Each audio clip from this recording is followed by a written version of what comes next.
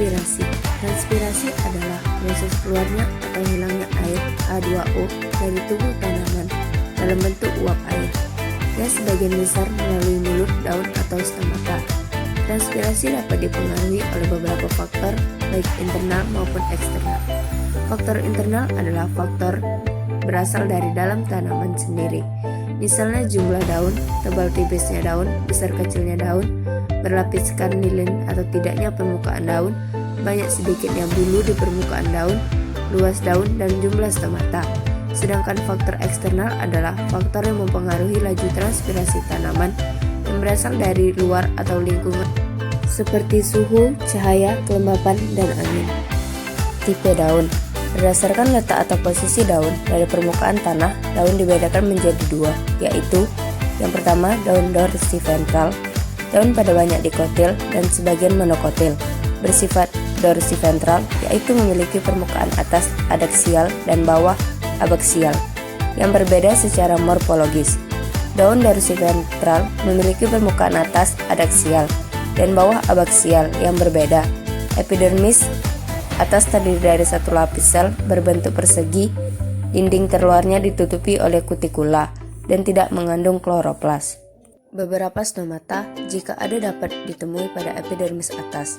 Yang kedua, daun istobilateral, merupakan daun yang memiliki parenkim palisade pada kedua sisi daun, sisi adaksial dan abaksial. Alat dan bahan yang digunakan dalam praktikum ini adalah kutek bening, selotip, dan tanaman cabai. Cara kerja pada praktikum ini adalah sebagai berikut.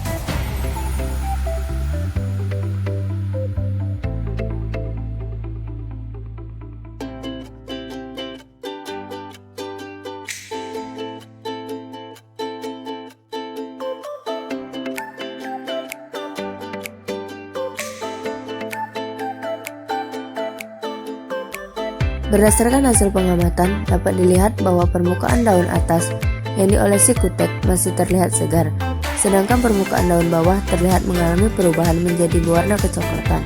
Ini menunjukkan bahwa pada permukaan bawah daun lebih banyak terdapat stomata. Distribusi stomata tanaman darat umumnya terdapat pada permukaan daun. Bagian bawah rata-rata berbentuk oval diameter 6-18 mikron dan luas 90 mikron persegi. Menurut Kimball 1989, bahwa tekstur dan struktur daun dari suatu tanaman akan menentukan kecepatan transpirasinya. Contoh, tanaman yang mempunyai daun yang tipis dan tanpa dilapisi oleh kutikula, lilin ataupun bulu-bulu daun akan mengalami transpirasi paling cepat dibandingkan dengan daun yang tebal dan ditutupi lapisan kutikula, lilin, dan bulu-bulu daun. Begitu juga halnya dengan tempat tumbuh tanaman. Apabila tanaman yang tumbuh di daerah kering akan mudah mengalami transpirasi dibandingkan dengan tanaman yang tumbuh di tempat lembab. Mekanisme membuka dan menutup stomata pada tanaman yang toleran terhadap cekaman kekeringan sangat efektif, sehingga jaringan tanaman dapat menghindari kehilangan air melalui penguapan. tipe stomata yang berbeda dipengaruhi oleh kondisi lingkungan, habitat tanaman tersebut, dan anatomi tanaman itu tersendiri. Tanaman dengan kondisi kekurangan air memiliki stomata dengan kerapatan rendah, serta memiliki sel buliform, berukuran besar dengan kerapatan relatif besar. Sedangkan pada kondisi kelebihan air memiliki stomata dengan kerapatan tinggi. Dari praktikum ini dapat kita simpulkan bahwa stomata merupakan salah satu faktor yang mempengaruhi transpirasi, di mana apabila stomata terhambat, maka transpirasi juga terhambat. Baiklah, sekian penjelasan dari saya mengenai praktikum perkiraan secara kuantitatif transpirasi daun